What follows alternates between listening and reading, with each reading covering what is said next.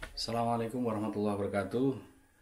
Sugeng dalu, wilujeng dalu, buanah noche para to amigo.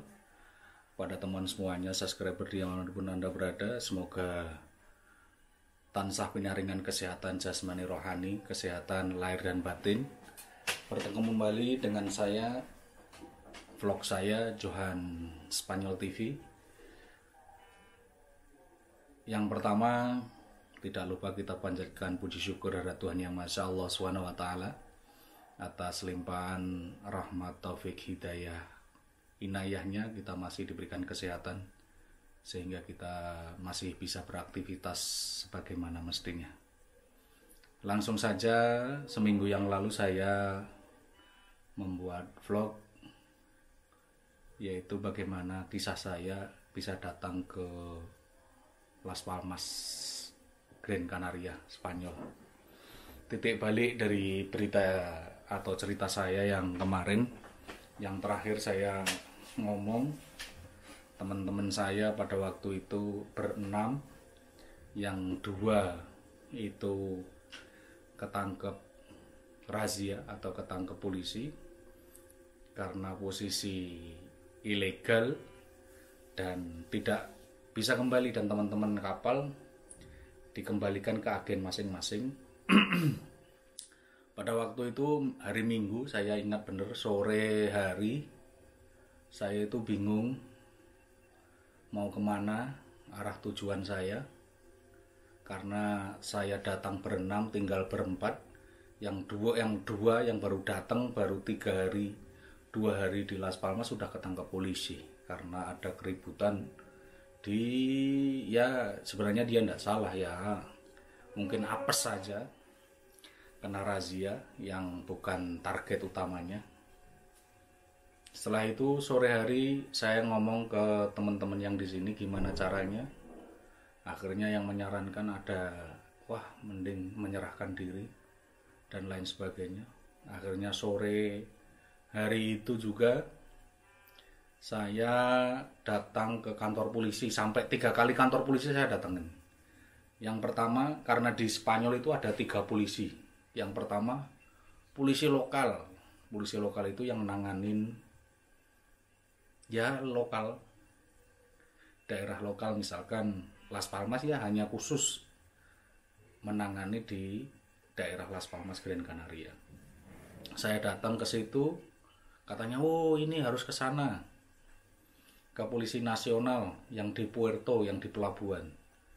Akhirnya saya datang naik taksi ke polisi pelabuhan. Di sana juga tidak diterima. Bener ini polisi nasional, tapi ini tidak bisa mengurusi kasus saya. Akhirnya sama polisi nasional yang di Puerto saya diantar ke sentralnya, yaitu ke pusat. Akhirnya saya diterima, ditanya semua prosesnya di BAP dan lain sebagainya, sampai karena saya datangnya sore sampai malam, sampai jam 10 malam sampai selesai acara BAP, pemberitaan berita acara. Akhirnya ditanya, kamu di sini tinggalnya di mana? Saya ngomong terus terang saya tidak punya tempat tinggal karena di sini tidak ada sanak saudara. Akhirnya dari pihak kepolisian memberikan inisiatif, saya diberikan tempat, dititipkan ke Cruz Roja, palang merahnya Spanyol. Di sana diantar sama polisi, diantar ke Cruz Roja di daerah Mierbahu sana, di atas sekitar 15 menit perjalanan. Setelah di sana di Cruz Roja itu saya bertemu dengan orang-orang beda negara, beda adat istiadat, beda kebiasaan, beda bahasa, beda warna kulit dan lain sebagainya. Jadi itu sebuah barak penampungan seperti asrama. Jadi teman saya ada yang dari Maroko, dari Mauritania, dari Senegal, dan lain sebagainya. Akhirnya di situ dikasih kamar, jadi satu kamar itu ada 10 orang. dikasih makan, dikasih tempat tinggal, dan kalau setelah sarapan pagi itu kita disuruh belajar. Karena pada waktu itu jujur saya sama sekali tidak bisa bahasa Spanyol, bisanya hanya hola dan lain sebagainya. Mulai dari basic dasar, dari hitung-hitungan uno, do, tres, cuatro, cinco, seis, siete, ocho, nueve, diez, sampai 10 dan lain sebagainya. Belajar di situ sekitar 1 jam. Setelah itu tidak tahu mau acara apa. Akhirnya sehari berganti hari, karena kita satu asrama dengan orang-orang imigran dari negara lain, dari Senegal dan lain sebagainya. Akhirnya karena asramanya itu di daerah industri, kita disuruh kerja, cari kerja masing-masing. Akhirnya saya ketemu teman namanya Abu Bakar, itu orang Senegal, ngajak saya lihat kok dia pagi-pagi bawa drigen. Ternyata drigen itu dibawa ke pom bensin,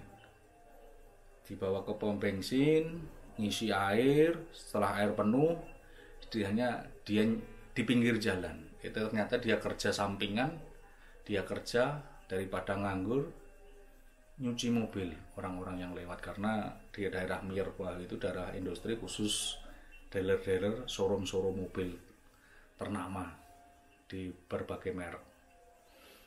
Singkat cerita, akhirnya saya ikut kerja di situ, nyuci mobil satu itu dikerjakan saya sama Abu Bakar itu, sama satu temen yang lain, dibayar 15 euro. Kadang-kadang dikasih tip bisa 20 euro. Itu kisah saya pertama kali kerja di Spanyol itu, yaitu nyuci mobil, bersih-bersih bagian luar, ngersihin karpet dan lain sebagainya. Tapi itu cucian mobil ilegal di pinggir jalan, dan polisi lokal setempat sudah maklum itu anak-anak Cruz Roja, anak-anak palang merah. Yang penting kita nawaitunya bisa cari rezeki yang halal, tidak mengganggu orang lain. Sambil nunggu proses, karena saya pada waktu itu BAP-nya saya siap membantu kepolisian membongkar jaringan itu, karena kasus yang serupa dengan saya yang ada di Las Palmas saja lebih dari 20 orang. Ada yang di Barcelona, ada yang menyebar, itu ada ribuan orang, yang sudah ratusan orang lah, hampir 1000-an orang yang kasusnya sama dengan saya.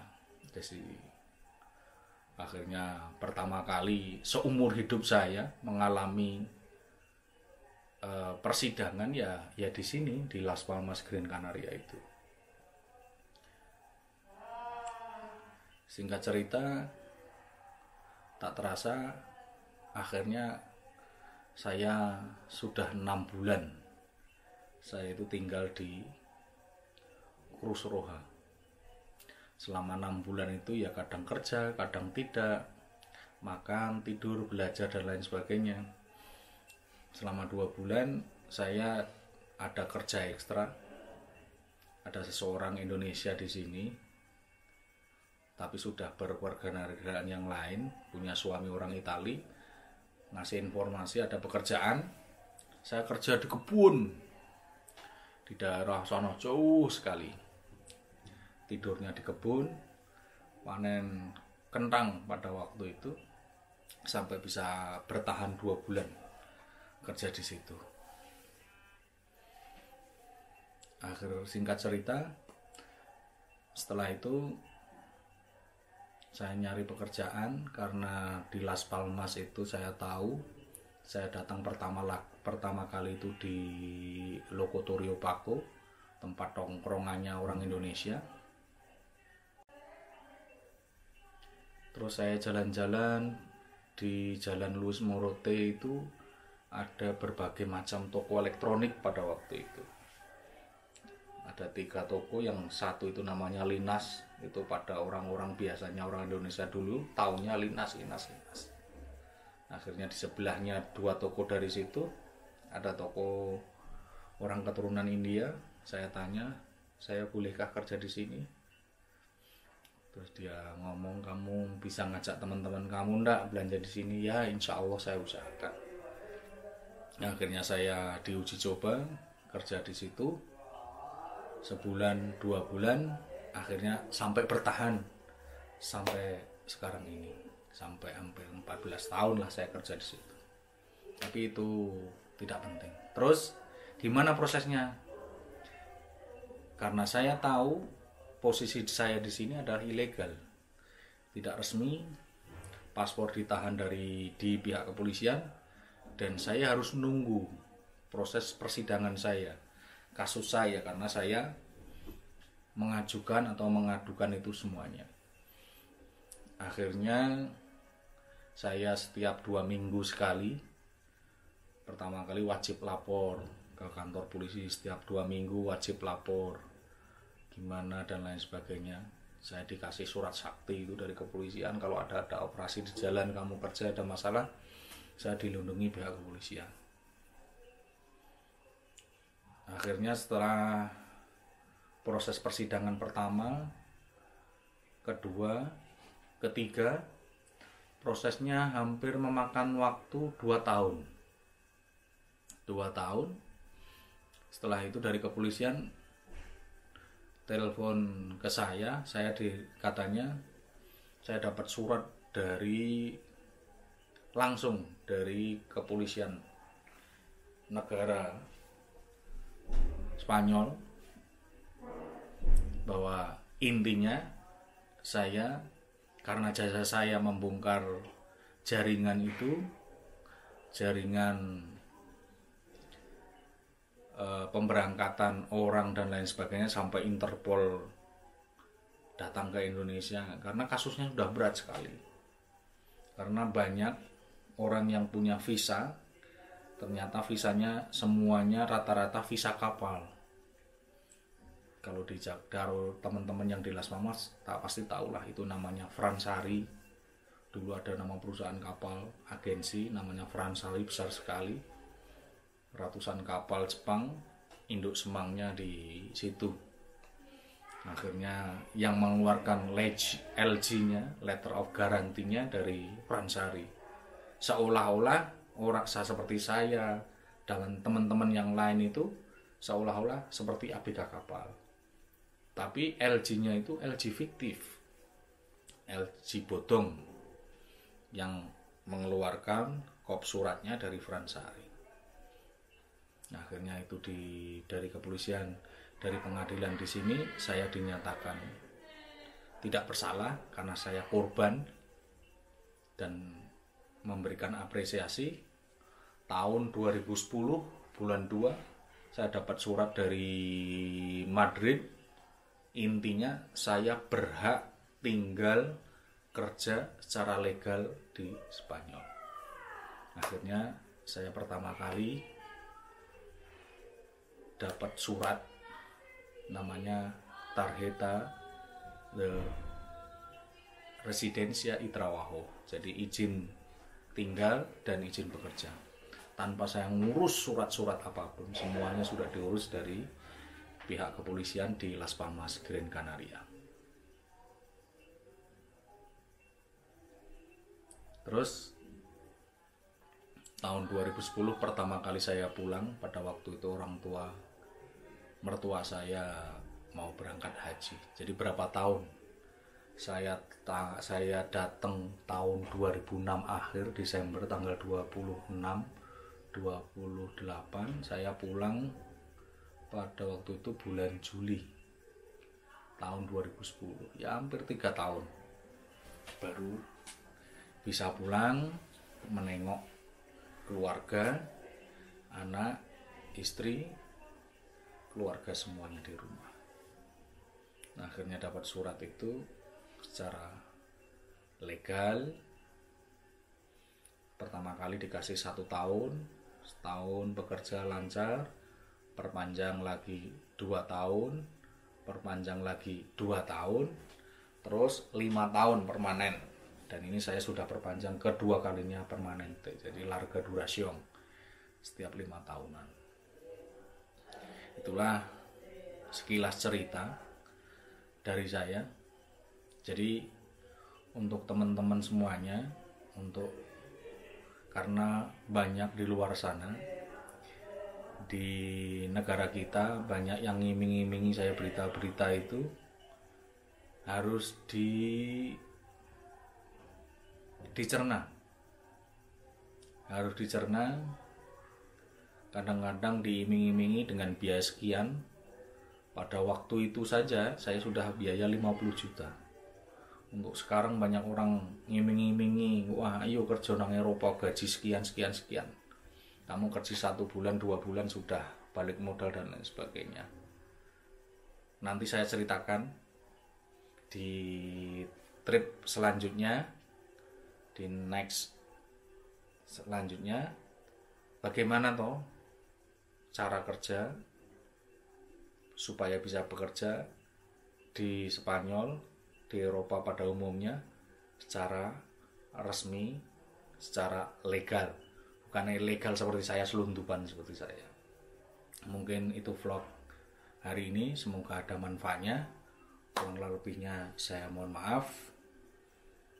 Kalau ada saran, tolong masukkan di kolom komentar. Jangan lupa subscribe video saya supaya saya lebih semangat lagi untuk membangun channel saya ini. Semoga menjadi bahan rujukan atau bahan pertimbangan supaya teman-teman semuanya, sahabat-sahabat yang melihat video saya ini tidak salah jalan, tidak salah tujuan, sehingga bisa tahu jalur mana yang harus dilewati karena ada prosesnya. Mungkin itu saja, kurang lebihnya saya maaf. Wa'fu minkum. Wabillahi taufiq wal hidayah. Wassalamualaikum warahmatullahi wabarakatuh. Matur nuwun.